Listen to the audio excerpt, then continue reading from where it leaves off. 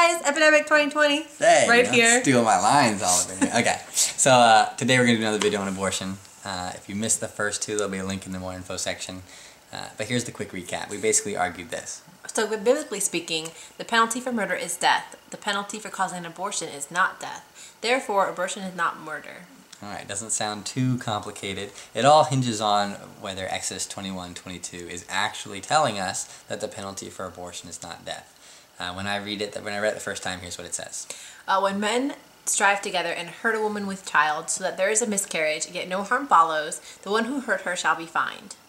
So it really surprised me that the penalty for miscarriage was a fine and not the death penalty. After all, in Old Testament law, the penalty for murder is death. If abortion's murder, we should expect that the penalty for abortion is going to be death, but it isn't. So if I'm reading that correctly, then it's biblically accurate to say that abortion is not murder. So having grown up in the church, that really caught me by surprise.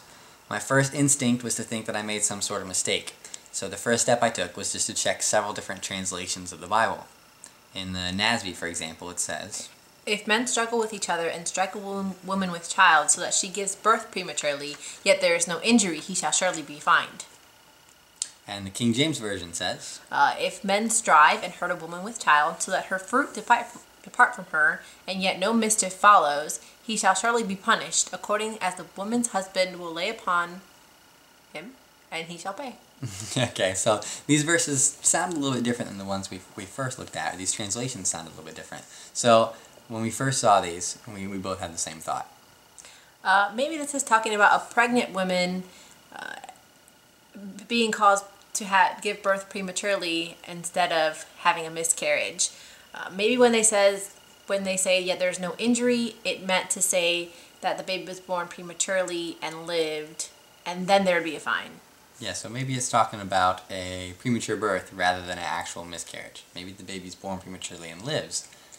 So at this point, I consulted a few commentaries. On hand, I have a Broadman commentary and a Matthew Henry commentary, and they both agree on the interpretation of that passage. Both of them make it clear that that reference is that passage is in reference to a miscarriage. So then I had this friendly debate. Got my second page of the script here. Friendly debate with one of my friends. More like a discussion, really, over what this passage meant and its implications. He took the position that this verse meant nothing more than a premature verse, and I started arguing that it meant an actual miscarriage. Sufficient to say, there's a lot of information out there arguing for both sides. A lot of people disagree about this topic. So at this point in the conversation, we turned our attention toward the original Hebrew words. A task that's kind of difficult for two people who don't speak Hebrew. Yeah, one of our friends speaks Hebrew, but I mean, since neither one of us do, you can't really evaluate what he's saying. My Hebrew-speaking friend thought that I meant miscarriage, but again, we can't really evaluate him since we're not Hebrew speakers. So there are several different websites that claim this passage is not about miscarriage at all. Even the popular apologetics website Stand to Reason takes that position. For a second, it seems as if there would be no way to figure out for sure which view is accurate, especially since so many different sources claim that the Hebrew has to mean whatever their particular conclusion is. However, I think there really is a way to figure out what the accurate and proper interpretation is. Exodus, after all, was written by Moses. So whatever the Jewish people, and it was written to the Jewish people, so whatever the Jewish people are practicing at the time of Moses is going to be what was intended to mean. I mean, if it wasn't, if they were doing it wrong, then Moses would have corrected them.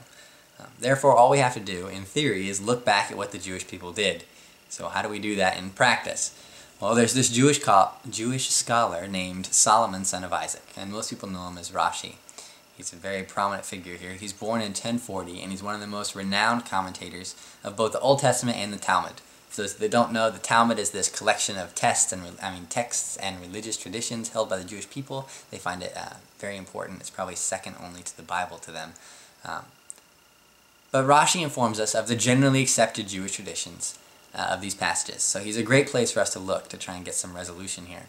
And as Rashi lets us know, this word is classically understood and best interpreted as miscarriage in this passage. Jewish people, including Rashi himself, are against abortion in most scenarios. Now, I don't think that there's a good case to be made that abortion is murder, at least not biblically speaking. However, you might still be able to make the case that abortion is, or at least very often is, the morally wrong choice. Go ahead and let us know what you guys think, okay? And in the next video, we're going to be talking about church history. A lot of the church fathers have some opinions on this topic. A lot of them have actually said the phrase abortion is murder. So let's go ahead and look and see what they think. And as always, test everything, hold on to the good.